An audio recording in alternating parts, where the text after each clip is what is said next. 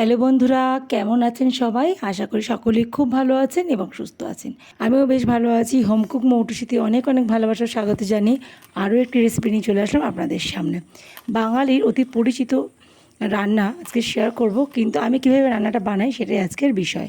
এখানে কিছু কাঁঠাল বীজ আমি ছাড়িয়ে নিয়েছি, কাঁঠালের দানা বা বীজ যেটাই বলেন, সেটা আমি ভালো করে ছাড়িয়ে নিয়েছি। আর কাঁঠালের দানা ছাড়ানো খুবই সহজ, যারা নতুন রাঁধুনি তাদের জন্য ভাবলাম একবার দেখাই। এখানে একটা আমি ছুরি নিয়েছি বা চাকু, সেই চাকুর সাহায্যে কাঁঠালের দানাগুলো আমি ছাড়িয়ে নিচ্ছি।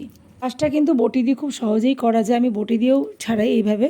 তো দেখুন, এই যে একটা কাঁঠালের দানা নিয়েছি আর ওর মধ্যে একটা মুখ থাকে, সেই মুখের মধ্যে একটু প্রেস করলেই ওপরের খোসাটা কিন্তু খুব সহজে উঠে আসে। তো একটা চাকু দিয়ে আমি একটু এরকম করে ফুটো করে নিলাম। এবার নখের সাহায্যে আমি ওপরের খোসাটা খুব সহজেই ছাড়িয়ে নিচ্ছি। দেখুন, কোনো ব্যাপার না এটা ছাড়ানো। আর আপনারা চাইলে মাঝখান থেকে অর্ধেক করে কাঁঠালের দানাটাকে কেটে নিতে পারেন, সেইভাবে করলে কাজটা আরও অনেক সহজ হয়ে যাবে। দেখুন, মাঝখান থেকে আমি কেটে নিচ্ছি। এইভাবে যদি দু টুকরো করে নেন কাঁঠালের দানাটাকে, তাহলে কিন্তু খুব সহজেই ওপরে খোসাটা ছেড়ে আসবে।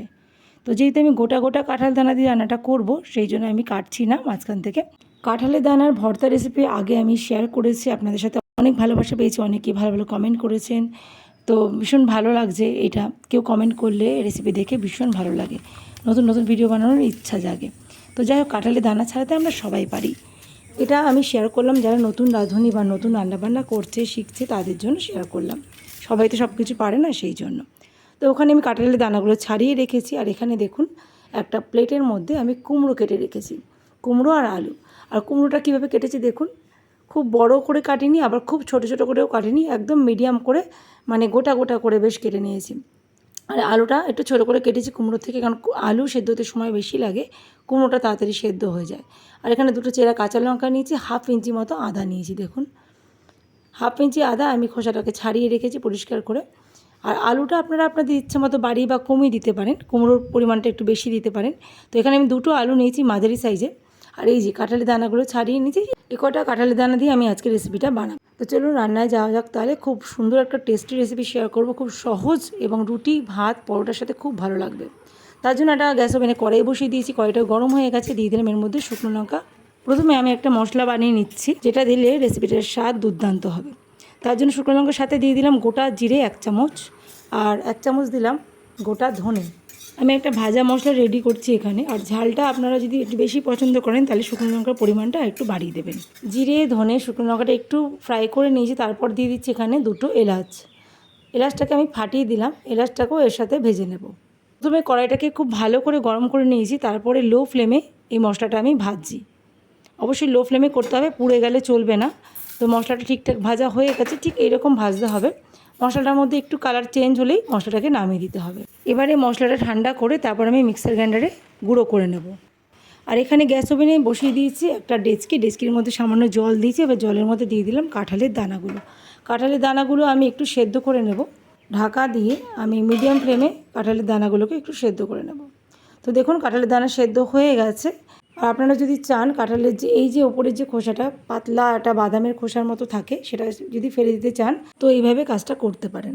এই যে কাঁঠালের দানাগুলো সেদ্ধ করার পর খুব সহজেই এই ওপরের খোসাটা উঠে যায়, পাতলা মতো খোসাটা উঠে যায়।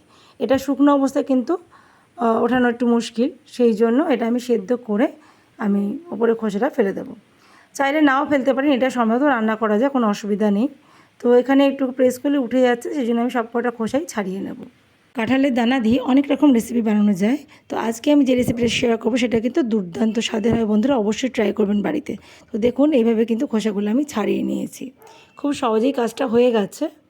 আর এই যে দেখুন, এদিকে মশলাটা গুঁড়ো করে নিয়েছি, জিরে, ধনে, শুকনো লঙ্কা, এলাচ, যেটা আমি কড়াইতে ভেজেছিলাম সেটা আমি ভালো করে গুঁড়ো করে নিয়েছি। বেশি মিহি করে গুঁড়ো করিনি, একটু কিন্তু দানা দানা ভাবটা থাকবে, এইভাবে গুঁড়ো করেছি।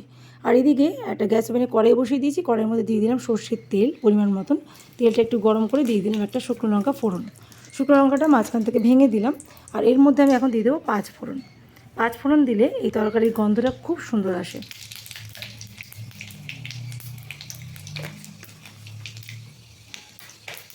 কয়েক সেকেন্ড ফোড়নটা একটু ভেজে নিই, তার মধ্যে দিয়ে দিলাম আমি কেটে ধুয়ে রাখা আলুর টুকরোগুলো।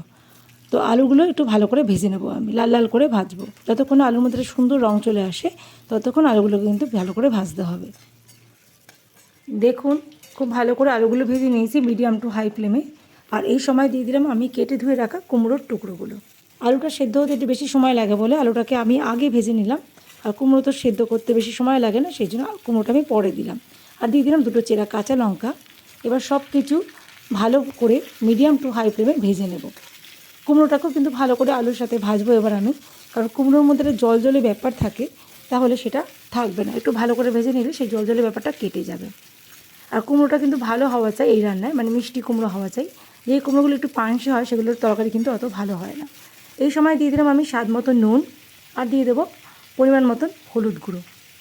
নুন হলুদ দিয়ে আবারও কিছুক্ষণ নাড়াচাড়া করে আমি মিডিয়াম টু হাই ফ্লেমে ভেজে নেব।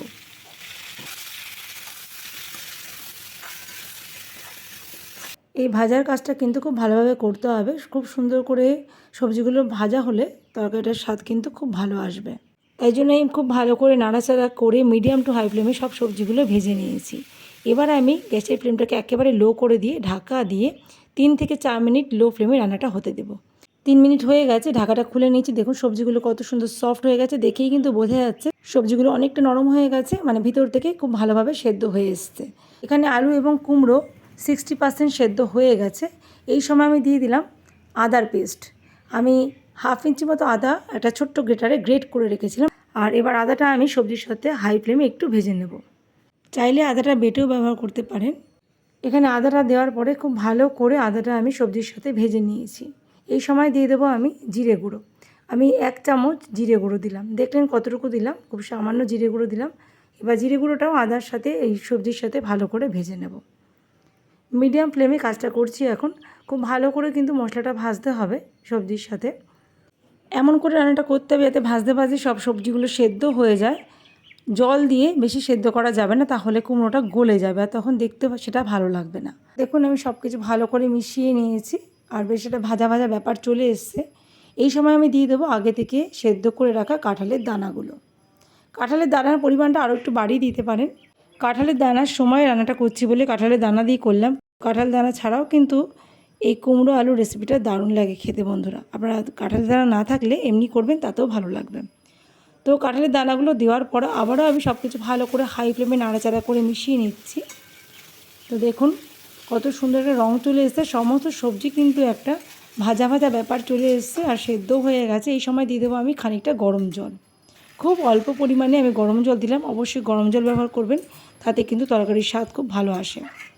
গরম জলটা দিয়ে নাড়াচাড়া করে সব কিছু মিশিয়ে নিলাম। মিশিয়ে এবার মিডিয়াম টু হাই ফ্লেমে কিছুক্ষণ ফুটিয়ে নেব। আমি কিন্তু আর ঢাকা চাপা দিইনি, এইভাবেই আমি হাই ফ্লেমে কিছুক্ষণ ফুটিয়ে নিয়েছি। তো 3 মিনিট আমি ফুটিয়ে নিয়েছি হাই ফ্লেমে। এখানে তরকারিটা কিন্তু একদম রেডি বন্ধুরা। দারুণ স্বাদের একটা কুমড়ো আলুর রেসিপি আজকে শেয়ার করলাম। সবার শেষে দিয়ে দিলাম সামান্য একটু চিনি। এই চিনিটা দিলে তরকারির স্বাদটা খুব ভালো হবে। যারা চিনি খান না একেবারেই তারা স্কিপ করতে পারেন, তবে একটু মিষ্টি দিলে এর স্বাদটা কিন্তু দুর্দান্ত আসবে। তো সব কিছু দিয়ে ভালোভাবে মিশিয়ে এবার আমি গ্যাসটাকে অফ করে দেব। আর সব কিছু ভালোভাবে সেদ্ধ হয়ে গেছে, কাঁঠালি দানা, কুমড়ো, আলু সব কিছু সেদ্ধ হয়ে গেছে। এবারে যেটা করব আমি, যে মশলাটা আমি বানিয়ে রেখেছিলাম সেই ভাজা মশলাটা এখন আমি দিয়ে দেব। গোটা জিরে, ধনে, শুকনো লঙ্কা, এলাচ আমি শুকনো খোলায় ভেজে গুঁড়িয়ে নিয়েছিলাম, সেই গুঁড়ো ভাজা মশলাটা আমি এখন দিয়ে দিলাম। ভাজা মশলাটা দিয়ে নাড়াচাড়া করে মিশিয়ে গ্যাসটাকে অফ করে ঢাকা দিয়ে 2 মিনিটের জন্য স্ট্যান্ডিং টাইমে রেখে দেব। ব্যাস তৈরি হয়ে গেল আমার দারুণ স্বাদের কাঁঠালের দানা দিয়ে কুমড়ো আলুর তরকারি বা কুমড়ো আলুর রেসিপি। কেমন লাগলো রেসিপিটা বন্ধুরা অবশ্যই সেটা কমেন্ট বক্সে লিখে জানাবেন। ভিডিওটা ভালো লাগলে অবশ্যই লাইক দিয়ে যাবেন। আর চ্যানেলে যদি নতুন বন্ধু হয়ে থাকেন চ্যানেলটা অবশ্যই সাবস্ক্রাইব করে আমার পাশে থাকবেন। আর পাশে থাকা বেল আইকনটা কিন্তু প্রেস করে দেবেন, তাহলে যখনই ভিডিও আপলোড করবো সাথে সাথে নোটিফিকেশান পেয়ে যাবেন আপনারা। তাহলে আজকে এখানে বিদায় নিচ্ছি, আবার দেখা হবে নতুন কোনো রেসিপি নিয়ে নতুন কোনো দিনে। আর এই রেসিপিটা অবশ্যই রুটি, পরোটা, লুচি, ভাত সব কিছুর সাথে দারুণ ভালো লাগে বন্ধুরা। একবার প্লিজ ট্রাই করে আমাকে জানাবেন কিন্তু। ভালো থাকবেন সবাই, সুস্থ থাকবেন এই কামনা করে আবার দেখা হবে।